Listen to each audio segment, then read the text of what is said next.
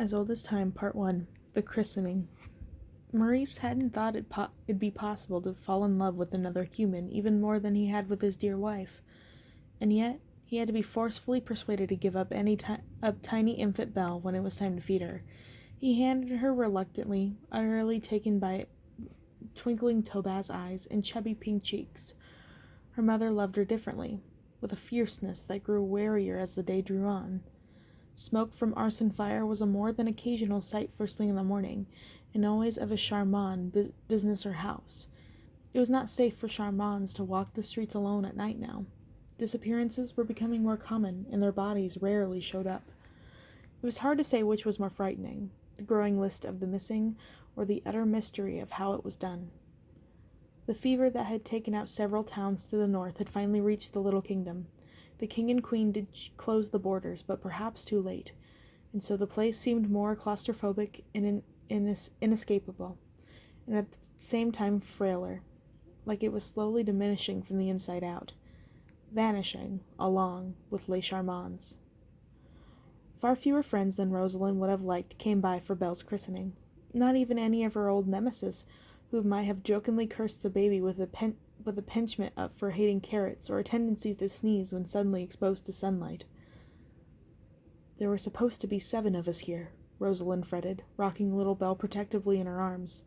7 to weave the charms to keep the baby safe. It has always been thus.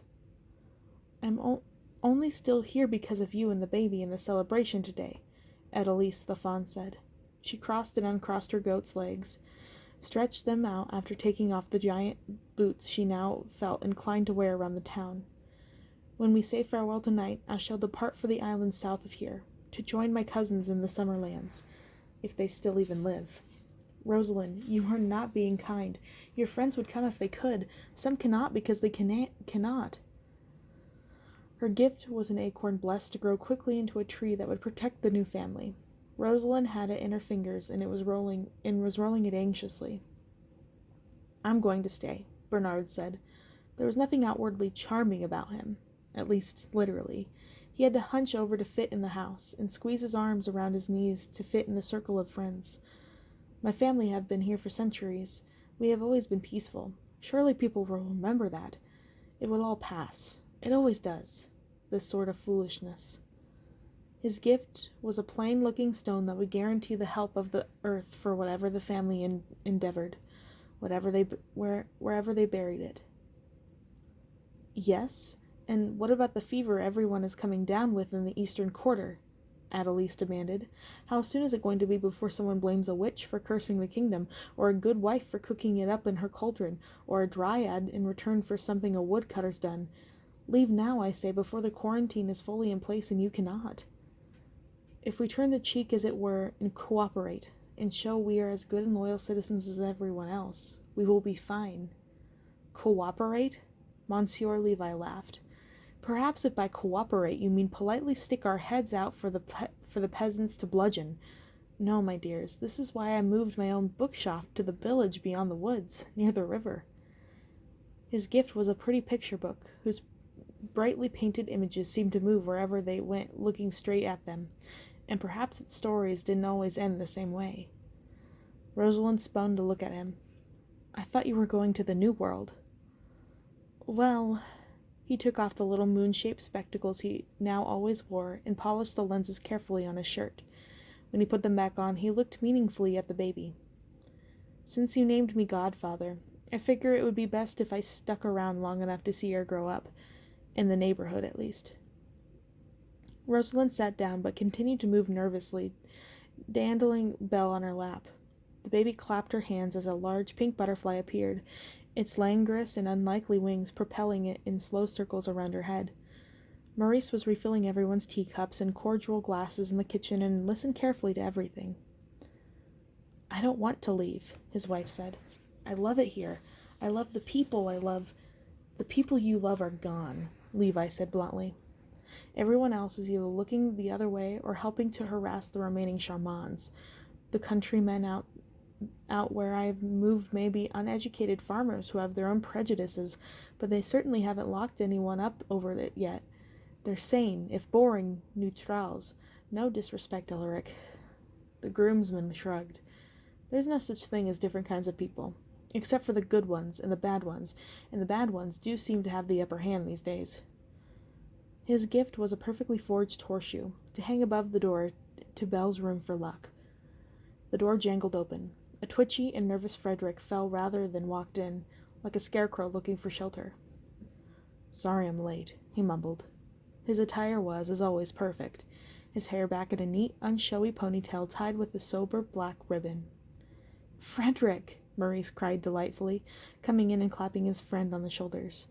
"I thought you weren't going to make it." Frederick gave a thin smile at his reception, both embarrassed and pleased by it. Then he looked around in the room and his face went pale. "You were going to weave a charm with this as one of the 7? Edelweiss whispered dramatically to Rosalind. "Weave a charm?" Frederick demanded, horrified. "What is this? What are you doing? I never agreed to be part of any magic." "And what do you have against magic?" Edelweiss said, standing up and putting her hands on her hips. "I thought, besides actually being a charmant yourself, you were educated, unlike the ignorant pig people who are running around like thugs, murdering everyone." Now, settle down, everyone," Maurice interrupted, standing between them. "This is a christening celebration. That is all, as far as you are concerned, Frederick. Can we please just drop it for a few minutes? For Belle." Guiltily, all the grown-ups turned their regard to the baby. She had passed out, despite all the noise, and slept with a perfectly peaceful face against her mother's breast. "I have a gift," Frederick said awkwardly in the silence that followed. He held out his hand. It clutched an expensive, delicate-looking little toy carriage. Even Bernard the ogre looked skeptical. "She's a baby," he said in his deep, rumbly voice. "She could eat that." "We'll keep it for her when she's older, really. A lovely gift," Maurice said quickly, taking it and obviously admiring the workmanship.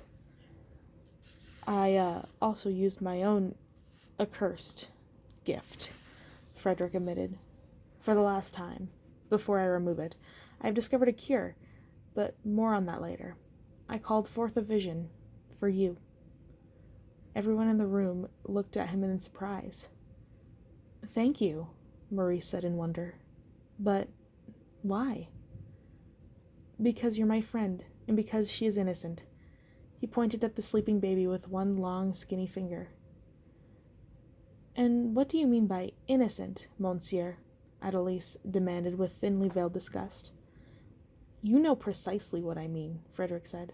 "The child has no powers whatsoever. She is pure." "Pure? Oh, you!" But as Adelise started forward, Bernard put a gentle, giant hand on her foot. "Please listen. I saw her future. You have to go, Rosalind," Frederick said bluntly. "Listen to your friends. Get out. The fever will spread. No one will be able to leave because of the quarantine. Things will get out of control. They will look for someone to blame. They will come here. You should never have revealed yourself to the king and queen. That was a foolish move." "I had to stand up for my people." "Your people," Frederick said sarcastically. "Your sick, diseased versions of true humanity. Your community of supernatural lepers." "That's enough, Frederick," Alaric swore, standing up. "I am pure, and have never felt threatened by Les Charmains, and they are your people too. Do not forget. They will come after you just like everyone else, no matter how much you wheedle and whine to join our ranks, or try to treat yourself with sulfurs and bloodletting." "You have seen this?" Rosalind demanded of the doctor, ignoring everything else. "Yes," he said without taking his eyes off Alaric, whose hand just started to go to his belt. "You and the baby will be trampled escorting a riot. Maurice will be beaten nearly to death and lose his sight." He tried to speak as coldly as he always did, but there was a catch in his throat. "Even if you left now, there is no guarantee of your safety, Rosalind," he added quietly. "Only Maurice and the baby. Things get hazy as the future opens up and paths multiply, but you cannot entirely escape your fate." Everyone in the room was silent for a moment. "You did your best, Enchantress," Edelise said gently, putting a hand on her arm. "You always have. But the war, I think, is over, and our time in this place is done. Your priority now is raising your child, safe and free, and made to understand that things like we seem to be enduring are not right, and shouldn't be, and should never happen again. We should stay and fight, Rosalind half asked, half said to Maurice. Then you will lose, Frederick said simply. Everything.